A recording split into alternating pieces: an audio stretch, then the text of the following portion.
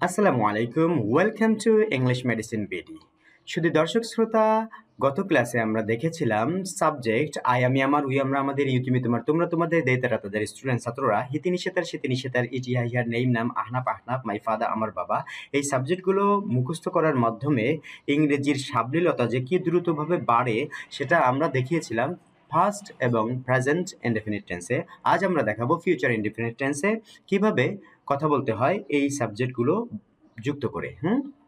চলুন শুরু করা যাক। সো আই শ্যাল গো, আমি যাব। আই শ্যাল গো, আমি যাব। আই শ্যাল গো, আমি যাব। উই শ্যাল গো, আমরা যাব। ইউ উইল গো, তুমি যাবে। ইউ উইল গো, তোমরা যাবে। দে উইল গো, তারা যাবে। স্টুডেন্টস উইল গো, ছাত্ররা যাবে।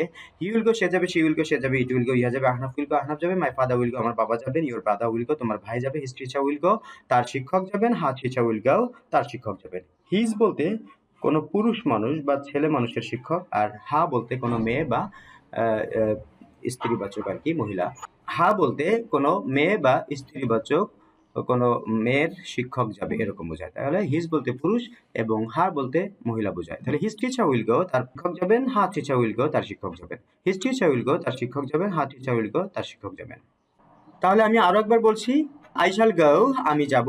উই শ্যাল গো, আমরা যাব। ইউ উইল গো, তুমি যাবে। ইউ উইল গো, তোমরা যাবে। দে উইল গো, তারা যাবে। স্টুডেন্টস উইল গো, ছাত্ররা যাবে। হি উইল গো, সে যাবে। শি উইল গো, সে যাবে। ইট উইল গো, ইহা যাবে। আহনাফ উইল গো, আহনাফ যাবে। মাই ফাদার উইল গো, আমার বাবা যাবেন। ইউর ব্রাদার উইল গো, তোমার ভাই যাবে। হিজ টিচার উইল গো, তার শিক্ষক যাবেন। হার টিচার উইল গো, তার শিক্ষক যাবেন। আশা করি লেসনটি বুঝতে পেরেছেন। আমি আশা করি যে আপনারাও আমার মতো করে অনুশীলন করবেন এবং আয়নার সামনে দাঁড়িয়ে অনুশীলন করতে পারেন এবং নিজের মুখের ফ্লুয়েন্সি বৃদ্ধি করতে পারেন।